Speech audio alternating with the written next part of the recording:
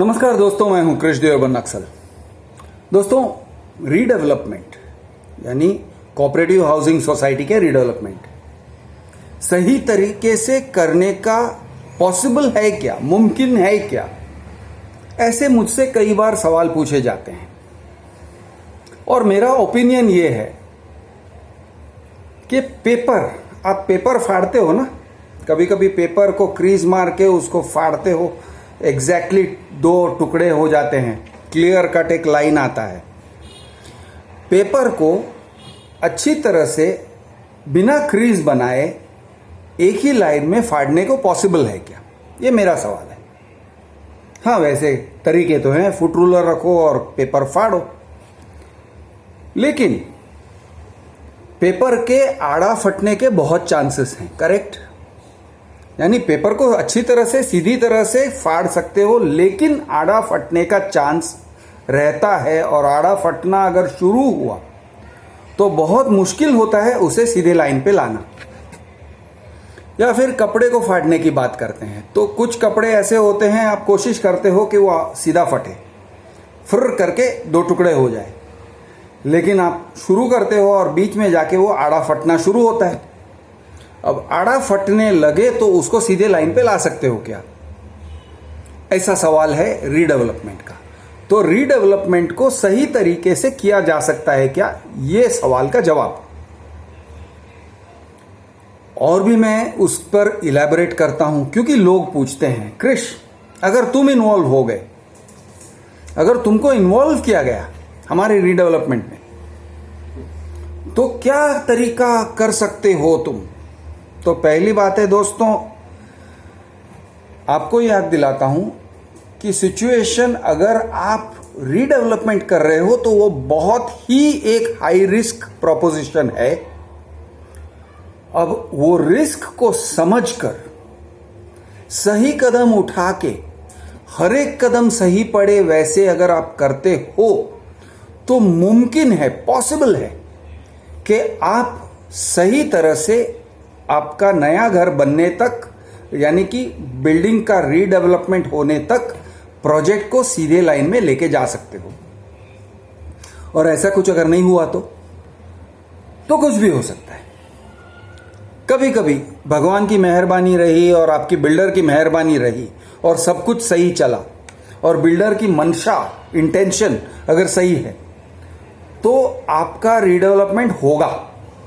लेकिन कई बार ऐसे देखा जाता है कि या तो बिल्डर का जो इरादा है वो सही नहीं है, कहीं ना कहीं वो अपने इरादे से डगमगा जाता है, कहीं पैसों की लालच में आ जाता है, कहीं ज़्यादा ऊंचाई तक बिल्डिंग करने का, यानी 2, 4, 6, 8 माले का रीडेवलपमेंट एक्स्ट्रा करने का, एफएसआई को यूज़ करने का उसका इरादा हो जाता है बीच रास्ते में जाके। या फिर कहीं उसका इरादा ऐसे हो जाता है कि मैं एक फ्लैट को 2-2, 3-3 लोगों को बेच के निकल जाऊं। कहीं उसका ऐसा इरादा हो जाता है कि मैं प्रोजेक्ट फाइनेंस ले लूं, लोगों से बुकिंग अमाउंट वगैरह ले लूं, आधा अधूरा बिल्डिंग बनाऊं, लोन डिसबर्सल्स करा लूं, होम लोन वगैरह सब, यानी project loan, home loan, booking amount, जो भी ठसाठस करके पैसे भरूं, किसी तरह से अपने अकाउंट में ले लूं, फिर किसी तरह से उसको डाइवर्ट कर दूं, और फिर बॉस मेरा लाइफ तो एकदम सेट है। इस तरह का उसका इरादा खराब होने का चांस रहता है। अब इरादे पर किसी का काबू नहीं है, क्योंकि बहुत बड़े बड़े अमाउंट्स जब किसी के पास आ जाते हैं ना, तो उसका इरादा, उसकी नीयत का डगमगा जाना संभव ही नहीं, बहुत ही पॉसिबल है, बहुत ही लाइकली है, प्रोबेबल है, होने के चांसेस बहुत ज़्यादा है। आप ऐसे सोच लो कि मान के चलो कि आज किसी वजह से आपके अकाउंट में 400 करोड़ रुपए आ गए, और लेकिन ये 400 करोड़ किसी के अमानत हैं, किसी को देना है, कुछ करके देना है, उनके लिए बिल्डिंग बना के देना है। अब आपके दिमाग में वो एक भूत प्रवेश कर जाएगा, आप कहोगे यार 400 करोड़ मेरे पास आज हैं, हो सकता है कि मैं सब खर्च करूं, ये करूं, वो करूं, सही तरह से बिल्डिंग बनाऊं, अगर सब कुछ सही चला तो मेरे पास शायद 20, 30, 40 करोड़ बचेंगे जो अपने लिए रहेंगे। लेकिन आज के दिन मेरे पास 400 करोड़ हैं जो किसी की अमानत है।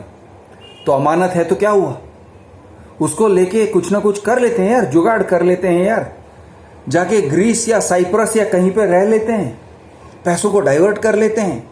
और ये टाइप के शैतानी दिमाग वाले चार्टर्ड अकाउंटेंट्स भी मिलते हैं। दोस्तों, हमारे देश में चार्टर्ड अकाउंटेंट्स का काम टैक्स इवेजन कैसे किया जाए ये एडवाइस करने का है। मैं सभी चार्टर्ड अकाउंटेंट्स को बुरा और बेईमान नहीं कह रहा हूं, लेकिन अगर बेईमानी होती है, मेजर स्केल में नीरव मोदी बनते हैं, तो Nirav Modi without chartered accountants नहीं बनते हैं।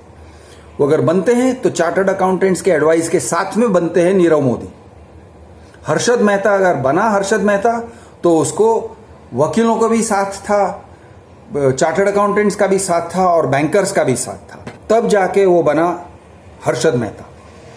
तो इस तरह से अगर बड़े बड़े फाइनेंशियल क्राइम जो होते हैं, बड़े बड़े गुनेगार, बड़े बड़े स्कैम आर्टिस्ट्स, उनको एडवाइस देने वाले बहुत सारे लोग मिल जाते हैं।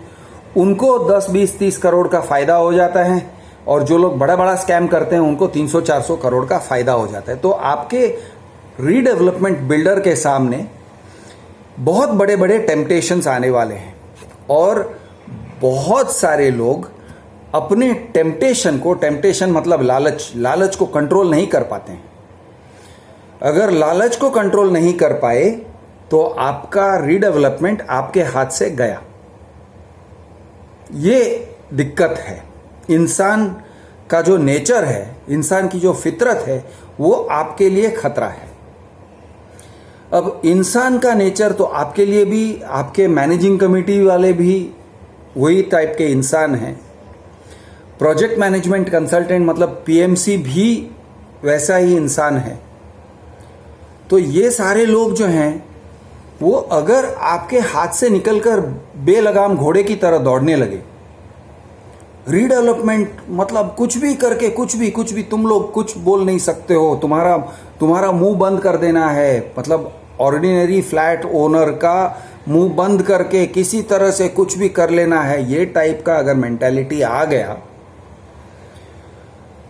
तो भगवान भी आपको नहीं बचाने आएगा।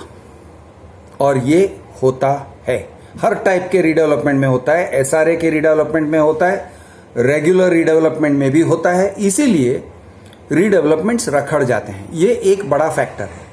एक, वैसे बहुत सारे फैक्टर्स हैं लेकिन एक बहुत ही बड़ा फैक्टर है लालच। छोटी छोटी बातों में पहले वो गलत करता है, फिर वो देखता है कि अरे मैं गलत कर सकता हूं और कोई पकड़ने वाला नहीं है और कोई रोकने वाला नहीं है, तो वो बड़ी बड़ी बातों में गलत करना शुरू करता है। पहले छोटी चोरी करेगा, पता चलता है कि ये मुझे कोई ये नहीं कर सकता है, कंट्रोल नहीं कर सकता है, फिर वो बड़ी चोरी करने निकलेगा। तो ये एक बहुत बड़ा डेंजर है हर बिल्डर से, हर एसआरए बिल्डर से। आज हम एसआरए नहीं, सॉरी, रीडेवलपमेंट बिल्डर से। वैसे आज हम जो बात कर रहे हैं एसआरए और रीडेवलपमेंट सब कुछ को साथ में लेके भी बात सोचा जा सकता है, लेकिन मैं जनरली बात करता हूं तो कोऑपरेटिव हाउसिंग सोसाइटी के रीडेवलपमेंट के हिसाब से बात करता हूं। तो बिल्डर्स क्या क्या नहीं करते हैं। एक कहावत है इंग्लिश में, power corrupts, absolute power corrupts absolutely. मतलब हाथ में पावर आने से आपकी नीयत खराब होती है, यह स्वाभाविक है। लेकिन निरंकुश पावर हो, जिसका कोई रोक टोक नहीं हो, जिसमें कोई जवाबदेही नहीं हो, जवाबदेही आंसरेबिलिटी न हो, कोई पूछने वाला न हो, तो करप्शन होना, भ्रष्टाचार होना निश्चित है या ऑलमोस्ट निश्चित है। Absolute power corrupts absolutely. निरंकुश पावर पूरी तरह से करप्ट कर देता है, भ्रष्ट कर देता है। तो ये कहावत है इंग्लिश में, यही कहावत रीडेवलपमेंट के लिए सच होता है। क्यों? और अभी ये भी हम डिस्कस करेंगे कि ये आड़ा फटता है तो उसको सीधा फाड़ सकते हैं क्या, इज इट पॉसिबल, वो उसका भी मैं जवाब दूंगा। आपको, लेकिन पहले आपको हर चीज समझ लेना है। तो एब्सोल्यूट पावर करप्ट्स एब्सोल्यूटली में क्या होता है? नंबर 1, जब आपका कोऑपरेटिव हाउसिंग सोसाइटी है, मैनेजिंग कमेटी वाले जनरल बॉडी का मन ऐसे भी मोड़ सकते हैं, ऐसे भी मोड़ सकते हैं, किसी भी तरह मोड़ सकते हैं। ज्यादातर जनरल बॉडी में जो लोग बैठते हैं वो गाय की तरह हैं, सर हिलाते हैं, कुछ बोलेंगे नहीं। अगर जिस तरफ हवा बह रही है उसी तरफ अपने आप को मोड़ लेंगे। गाय को जिस तरह से आप डोर खींच के लेके जाते हो वो चला जाता है, उस तरह से ये लोग बिहेव करते हैं। जनरल बॉडी अपना खुद का मन यूज नहीं करते, जनरली दिमाग का इस्तेमाल नहीं करते हैं, और उनका एक फेवरेट सेइंग है, जो सबका होगा वो हमारा होगा। मैनेजिंग कमेटी वाले जो हैं, चेयरमैन, सेक्रेटरी वगैरह, उनके भी तो घर यहीं पे है। वो अगर बेईमानी करेंगे या वो बिल्डर को कंट्रोल नहीं करेंगे तो उनका भी तो नुकसान होगा। ये सोच की वजह से वो लोग आराम से बैठ जाते हैं कि हमको कुछ करने की जरूरत नहीं है, कुछ सोचने की जरूरत नहीं है, दिमाग लगाने की जरूरत नहीं है। तो किस चीज पे दिमाग नहीं लगाते हैं? पहली बात, कौन से बिल्डर को एंट्री देना है या नहीं देना है, कौन से बिल्डर को रोकना है और बाहर निकालना है, दरवाजे से बाहर निकालना है, ये इस बात पर कोई सोचता नहीं है। आपको सोचना चाहिए। क्या सोचना चाहिए? ये बिल्डर जो आ रहा है, मेहमान बन के आ रहा है, लेकिन यजमान बन के रहने वाला है।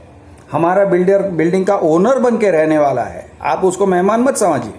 आएगा सर झुका के, लेकिन फिर वो जाएगा तो आपको हाथ जोड़ना पड़ेगा, घुटने टेकना पड़ेगा कि मेरे बाप तू जा यहां से। ये हालत बना के जाएगा वो जब आता है तो क्या आपका ड्यूटी नहीं है एज जनरल बॉडी ये पूछना कि ये बिल्डर के फाइनेंशियल स्ट्रेंथ क्या है, इसके पास पैसे कितने हैं, ओन मनी, एसेट्स कितने हैं उसके अकाउंट बैलेंस में, या अगर वो इंडिविजुअल बिल्डर है तो उसका खुद का अकाउंट, अगर वो कंपनी है तो उस कंपनी के अकाउंट्स में, अगर वो ग्रुप है, ग्रुप ऑफ कंपनीज है या पार्टनर्स हैं तो उनके पार्टनरशिप और उनकी इंडिविजुअल स्ट्रेंथ क्या है, कितना है, क्या उनका बुक स्ट्रेंथ क्या है। उनके 3 साल के बैलेंस शीट को देखोगे तो उनका एसेट साइड पे कितना मिलेगा पैसा, नेट एसेट वैल्यू, क्या वो 2 करोड़, 3 करोड़, 5 करोड़, 10 करोड़ के मालिक हैं? अगर वो हैं तो शायद वो उसके अंदर उतना पावर है, उतनी उसका वजन है कि वो लोन लेके आपका प्रोजेक्ट कंप्लीट कर सकता है। लेकिन अगर उसका वैल्यू सिर्फ 20 लाख, 30 लाख, 50 लाख है, करोड़ तक भी नहीं पहुंचता है, और वो कहता है मैं तुम्हारे बिल्डिंग का 10 करोड़, 20 करोड़, 50 करोड़ का जो प्रोजेक्ट बनता है, यानी rehab component plus sale component बनाने का जो प्रोजेक्ट बनता है, मैं कर लूंगा। अरे 50 लाख तेरे पास है और तू 50 करोड़ का बिल्डिंग प्रोजेक्ट बनाने चला है राजा, कैसे चला करेगा ये? तू पहले ये हमको बता। तो ये टाइप के जो लोग हैं, जुगाड़ू लोग, जुगाड़ू एस्टेट एजेंट्स आ जाएंगे, जुगाड़ू छोटे मोटे बिल्डर्स आ जाएंगे, जुगाड़ू किसी और टाइप इंडस्ट्री में है, होटल इंडस्ट्री में है, उनके पास पैसे हैं तो वो कहते हैं चलो मैं इस पे काबू कर लूंगा, मैं रीडेवलपमेंट में काबू कर लूंगा। और बिल्कुल भ्रष्ट दिमाग लेके आने वाले लोग, खराब, यानी उनका इरादा पहले से ही खराब है। क्या इरादा है?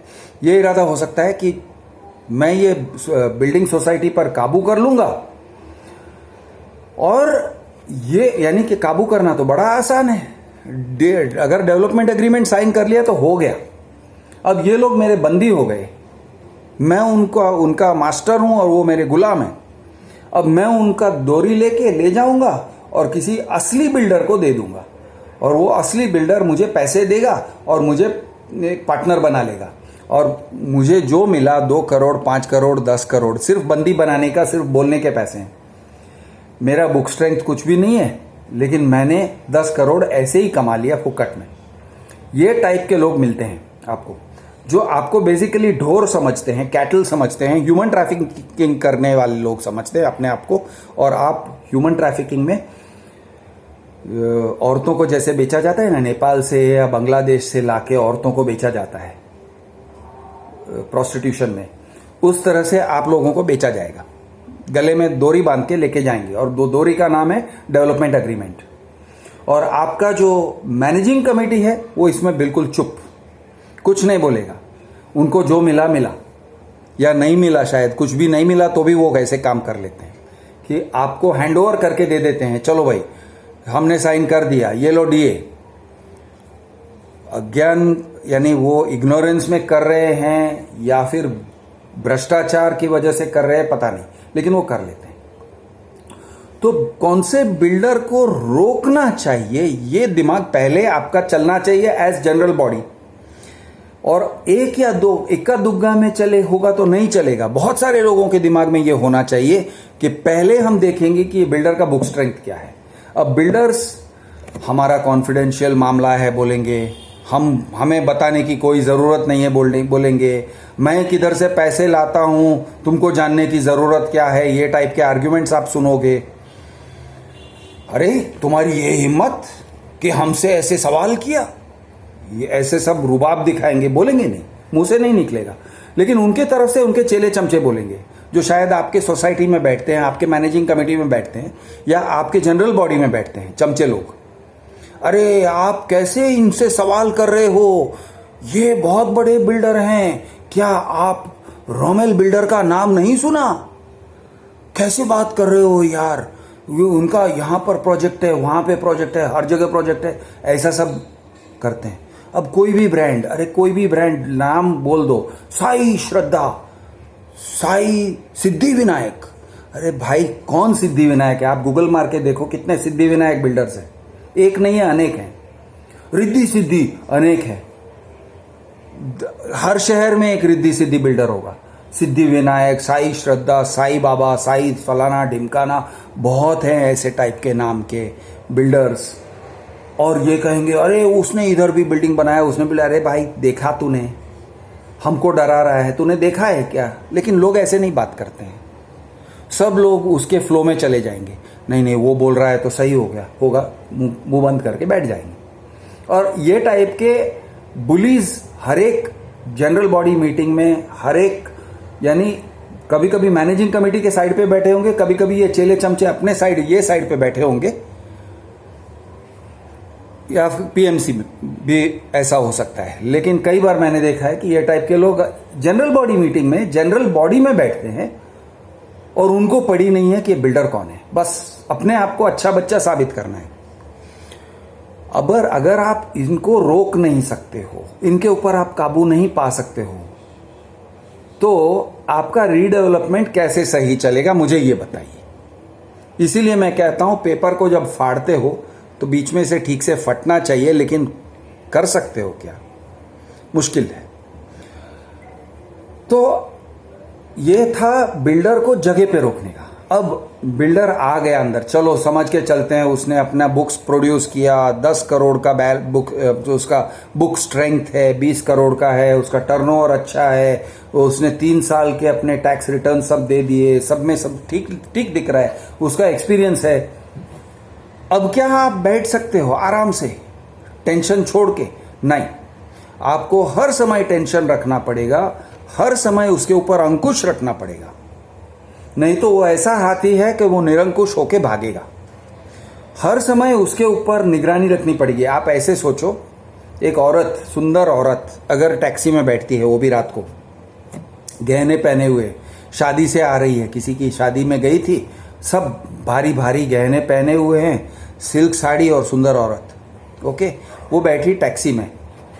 जब टैक्सी में बैठती हैं तो पहली बात है कि उसका टैक्सी वाले का चेहरा, या टैक्सी में बैठना मतलब रीडेवलपमेंट शुरू करना, टैक्सी वाला मतलब बिल्डर, तो टैक्सी ड्राइवर का चेहरा ठीक से देख लो, वो गुंडे जैसे लग रहा है, टैक्सी में मत बैठो, पहला बात। लेकिन आप टैक्सी में बैठ गए, अब टैक्सी वाला कहता है मैडम आप मेरे ऊपर छोड़ दीजिए, मैं आपको कांदिवली पहुंचा दूंगा, आप टेंशन मत लो, आप आंखें बंद कर लो। ये गलत है। मत करो।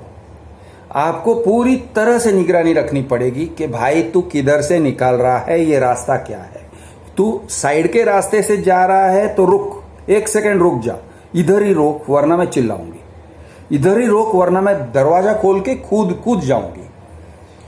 वो टाइप का अलर्टनेस आपको रखना चाहिए थ्रू आउट जब तक आपका फ्लैट नहीं मिलता है। बिल्डर कहता है डोंट वरी, टेंशन मत लो, मैं सबको ऑल्टरनेटिव अकोमोडेशन रेंट दे दूंगा, लेकिन बाद में नहीं चलेगा। आप अभी दो, इसी वक्त पोस्ट डेटेड चेक्स दो। और थोड़ा भी, एक भी बार आपने पोस्ट डेटेड चेक बाउंस किया, एक भी बार, तो खतरे की घंटी। 2 बार किया, बॉस तुम्हारा जो ये बैंक गारंटी है ना, जब्त कर लेंगे हम। 1-2 बार आपने चेक बाउंस कर दिया तो खत्म, बात खत्म। चेक बाउंस करने की गलती मत करना। ये टाइप के टर्म्स एंड कंडीशंस आपके पास होने चाहिए। लेकिन पब्लिक क्या करती है, वो पीएमसी के कहने में और बिल्डर के कहने में और मैनेजिंग कमेटी के कहने में आ जाती है। जो डीए होता है, डेवलपमेंट एग्रीमेंट, उसके अंदर क्या क्या टर्म्स होते हैं, सोसाइटी वालों को कैसे कंट्रोल करना है, सोसाइटी वाले पे कैसे फाइन डालने हैं, सोसाइटी वाले को कैसे चुप करना है, ये टाइप के टर्म्स एंड कंडीशंस। सोसाइटी वाले ने अगर कोई अड़चन पैदा किया तो 1-1 लाख रुपया 1-1 दिन का फाइन, ये टाइप के टर्म्स एंड कंडीशंस डाल देते हैं सोसाइटी वाले डालते हैं, मैनेजिंग कमेटी वाले डालते हैं, जनरल बॉडी में सब लोग, एक ने किसी ने प्रपोज किया, किसी ने सेकंड किया, हो गया। चमचागिरी नंबर 1, यानी बिल्डर पे कोई अंकुश नहीं, पीएमसी पे कोई रोक टोक नहीं, मैनेजिंग कमेटी को कंट्रोल करने वाला कोई नहीं। बेलगाम घोड़े, बेलगाम हाथी बिल्डर, बेलगाम ऊंट आपका पीएमसी, तीनों बेलगाम चले। अब आप लोग अगर उनके ऊपर कंट्रोल नहीं कर सकते हो तो भाई आपका रीडेवलपमेंट बनेगा कैसे। तो लोग क्या कहते हैं, भगवान पे भरोसा करो, पॉजिटिव सोचो, छोड़ दो। अगर दोस्तों ये टाइप का काम करोगे ना तो फिर आप खतरे में हमेशा रहते हो। और अगर आप सही नसीब से आप सही पहुंचे, तो ऐसे नसीब से होता है कई बार कि टैक्सी में जो औरत आ रही थी, गहने पहने हुए थे और कपड़े भी छोटे छोटे थे और सुंदर सुंदर औरत थी, कमसिन हसीना थी, वो भी सही डेस्टिनेशन पे पहुंच जाती है कभी कभी। कुछ उसके साथ रेप शेप नहीं होता है, लेकिन उसका नसीब अच्छा था। वो सो जाती है, वो शराब पी के भी आए तो सही जगह पे पहुंचती है, ये होता है। लेकिन क्या आप उन्हें एडवाइस करोगे कि ऐसा काम करो? नहीं करोगे ना। आप कहोगे सावधान रहो, हर मोड़ पे सावधान रहो, घर पहुंचने तक चौकन्ना रहो। सेम एडवाइस मैं देता हूं रीडेवलपमेंट के लोगों को। मैं हूं आपका दोस्त कृष देवबर्मन नक्सल। जय महाराष्ट्र, जय हिंद, जय जवान, जय किसान।